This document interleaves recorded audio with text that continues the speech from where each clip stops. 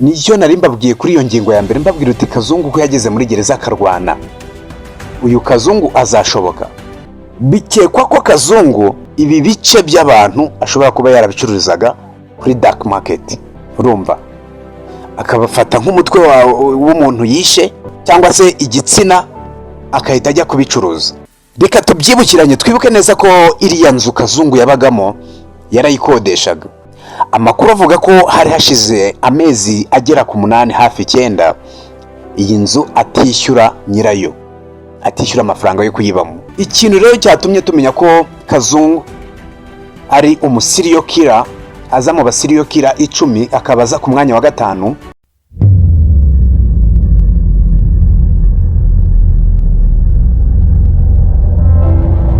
Yes, nongeye kukwifuriza ibihe byiza wowe udahwema gukurikira Study Galaxy TV. Nkwifurije kumererwa neza muri aka kanya. Twizere ko rero mwese aho muri hatandukanye mumeze neza cyane. Nita Kebris umugwaneza imfura y'u Rwanda, ninge tugiye kubana muri aya makuru abazindutse avugwa hano kuri iyi mihanda. Na makuru abarimo avugwa cyane. Niyo mpamvu ugiye kugusaba ngo unyemerere twinjire kuri iyi nkuru ya Kazungu. Nanone ibintu byiwe bikomeje kuba byinshi cyane, amakuru akomeje kuba menshi cyane avugwa kuri Kazungu.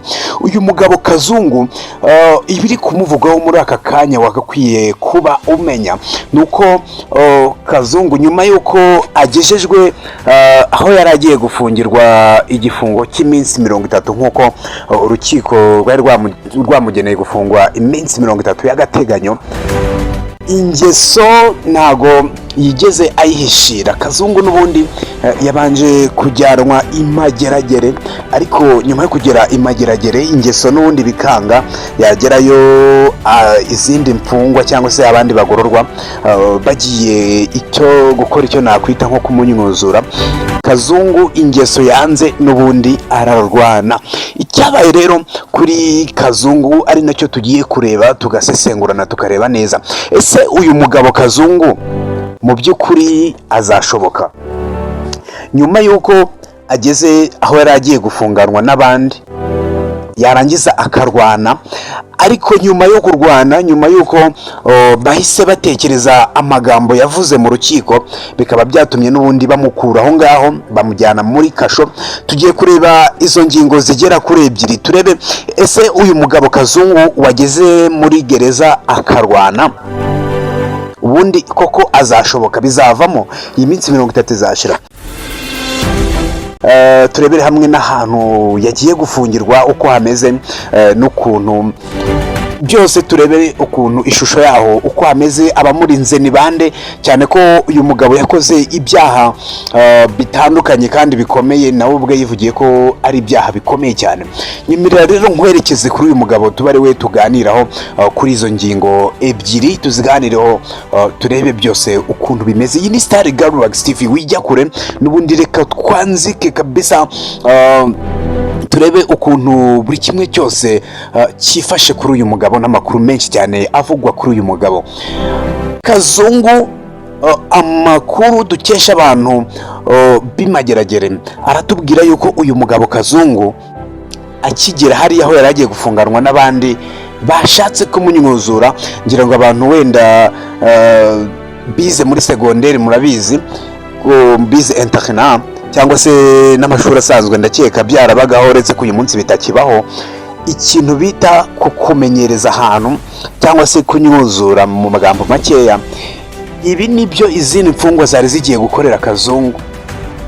Kazungu guhisha ingeso biranga, ahita arwana. Nyuma yo kubona ko yarwanye inkundura, kandi twibuke neza Kazungu mu rukiko yarivugiye ati ntago nshaka ko urubanza rwanjye ruba ku mugaragaro, ruba mu ruhame, nshaka ko ruba mu muhezo, kubera ko hari tekinike nakoresheje nica abantu, kandi izo tekinike ziroroshye. Ndamutse nzivugiye ahangaha hari bagenzi banjye bahita batangira nabo kuzikoresha, bahita bibaza ati se Kazungu uko yatangaje amagambo, izi tekinike yakoresheje ntago yazikoresha muri iyi mirwano ari gushaka gukorera ahangaha, ikazaba ari nayo ituma yahica n'abandi bantu. Hashingiwe rero kuri ayo makuru, Kazungu hahise hafatwa umwanzuro wo gufungirwa muri kasho yiwe ku giti cyiwe. Kasho yafungiwemo Kazungu rero ni kasho navuga ko ntago irinzwe n'abapolisi bano basanzwe abangaba bato. Ni kasho iteye ubwoba kuko irinzwe n'abapolisi babandi baba batambaye uniform. Ni ukuvuga ngo hakurikijwe uburemere bw'icyaha yakoze, Kazungu twibuke neza akurikiranweho ibyaha 10. Mu bantu 14 yishe harimo nabo yatetse mu isafuriya, arabateka ngaha byari mu rwego rwo guhisha imirambo yabo. Twibuke na neza ko mu kiganiro nabagejejeho mu minsi yashize nababwiye ko Kazungu ari mu basiriyo kira 10 bari muri iyi si. Sino mu basiriyo 10, aza mu basiriyo kira 5 baza ku myanya ya mbere mu bari kwisi. Kazungu ahantu utinyira ko ari umugabo udasanzwe, mwicanyi ubukorana ubugome bukabije, ubugome bukomeye cyane, kandi ahantu utinyira ko Kazungu ibintu akora ababizi, nuko uyu mugabo nkuko nabikubwiye amwe mu makuru namenye, uyu mugabo yabaye umusirikare ariko w'umucancuro. Abasirikare b'abacancuro babandi igihugu gishobora guha akazi kikababwira uti urugamba nk'uku nguku rwakomeye, nka kuriya Kongo yahaye akazi abacancuro b'Abarusiya ngo baze kurwanya uriya mutwe wa M23. Na Kazungu nawe yabaye umucancuro kuri urwo rwego ku buryo igihugu gishobora kumuhereza akazi kikavuga uti genda ujye hariya ujye kudukorera aka kazi. Urumva, nyuma yo kuva muri urwo rwego rw'abacancuro nibwo yagarutse gutura i Kigali, dore ko ari naho yavukiye. Buriya ni umunyakigali, yavukiye muri Kigali, ari naho yakoreye ibyo byaha byose. Ntabwo yigeze abivuga neza ngo agaragaze abo bakorana, ariko turemeza ko n'ubundi igihe kizagera akabivuga. Kazungu mu bantu bose babonye uko ari 12, ubwo abo nabo babonye kuko 2 twibuke ko yabatetse mu nkono, hari bimwe mu bice batabaga bafite, basangaga batabifite. Mu by'ukuri ntago tuzi neza ngo ibyo bice by'umubiri byajyaga hehe, ariko icyo tuzi ni uko bimwe mu bice by'umubiri by'abantu yicaga yabifataga akabikata. Byumvikane ko ashobora kuba yari afite isoko rigari acururizaho.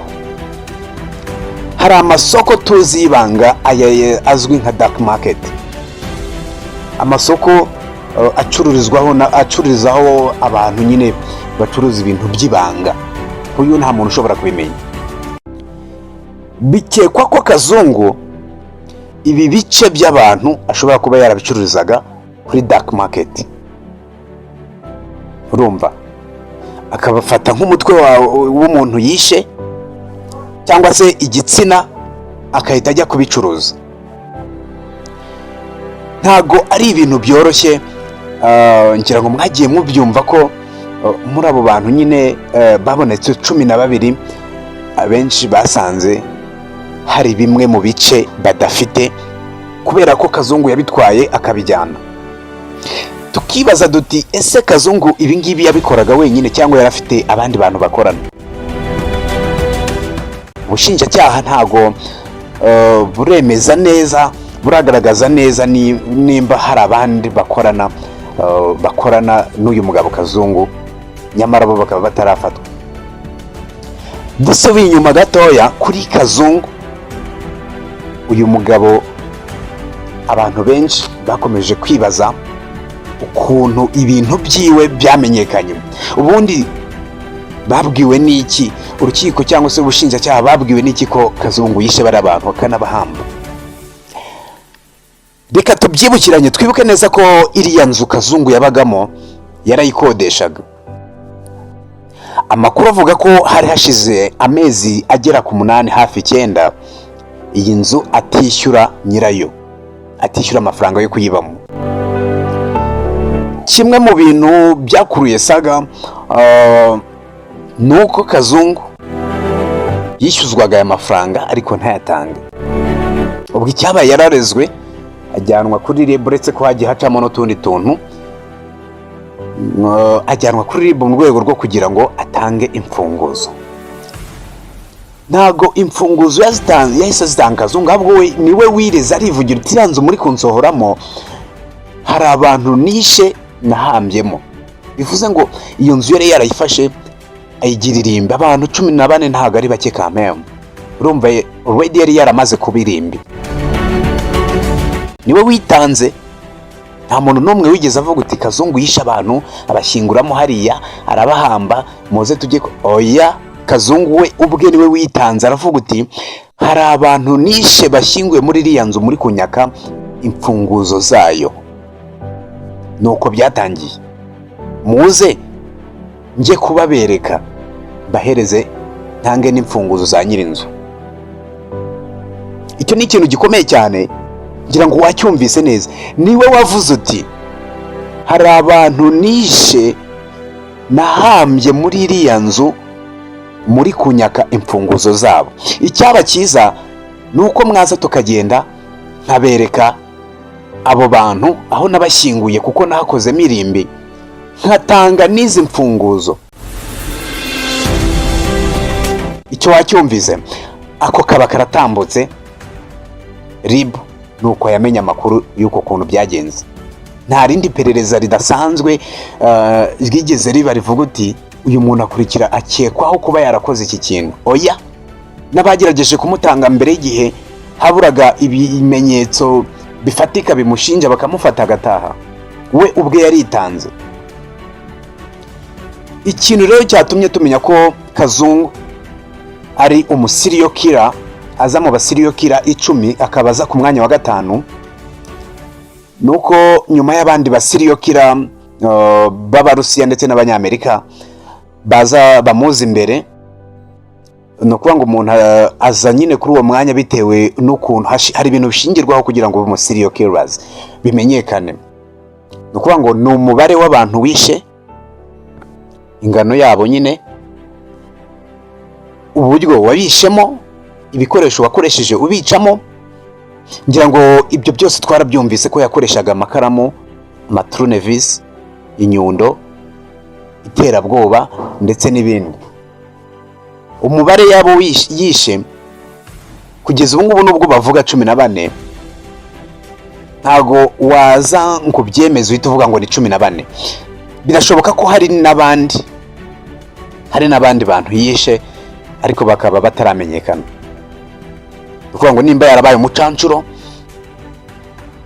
hari abandi bantu yishe bandi tutazi, sibyo?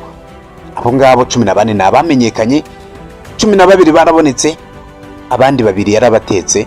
avuga ko hari mu rwego rwo kugira ngo ahishe ibimenyetso by'abo 2. nuko rero bimeze kuri Kazungu. twari dutangiye tuvuga uti uyu Kazungu warwanye akarwana aho yarafungiye, aho yarajyanwe gufungirwa. twibuke neza Kazungu yarapimwe ngo harebwe nimba yaba afite ikibazo cyo mu mutwe. ntago bigeze babona icyo kibazo, kuko nimba yaba gifite ntacyo bigeze babona rwose, basanze ari mutaraga. ariko nanone Kazungu nicyo nari mbabwiye kuri iyo ngingo ya mbere, mbabwira uti Kazungu ko yageze muri gereza akarwana, uyu Kazungu azashoboka? ibyo twese turi kubyibaza, nibyo turi kwibaza. ku ngingo ya 2, uyu mugabo Kazungu nyuma y'uko akoze imirwano aho yari agiye gufungirwa, akarwana inkundura n'abandi bagororwa, yajyanye gufungirwa muri kasho ahantu hatagera umupolisi ubonetse wese, ntabwo hagera uwo ari we wese. kubera ko Kazungu nyuma yo kubona ko nyuma yo gukurikiza n'amagambo yatangaje mu rukiko avuga uti biriya ntabwo ari ibyaha nakoze byoroheje buryo dushobora kubikinamo agapira, ni ibyaha bikomeye.